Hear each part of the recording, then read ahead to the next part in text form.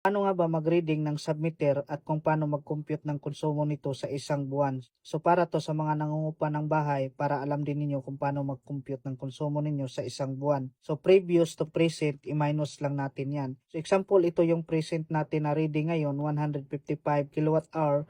Ngayon, nung nakaraang buwan is mayroon tayong reading dito na 100 kilowatt hour. So i-minus natin yan previous to present. So ito yung reading natin na present ngayon, 155 kilowatt hour, minus natin yan sa 100 kilowatt hour, ito yung previous natin, equals 55 kilowatt hours. So ito na yon ang konsumo natin sa loob ng isang buwan, 55 kilowatt hour. So ngayon, para makuha natin kung magkano talaga ang konsumo natin, so i-times natin yan per kilowatt hour kung magkano yung singilan. Example dito, 15 pesos yung singilan, i-times natin yan, 55 kilowatt hour times 15 pesos equals 825 pesos. Ito na yon ang babayaran natin pera para sa paggamit ng electricity sa loob ng isang buwan.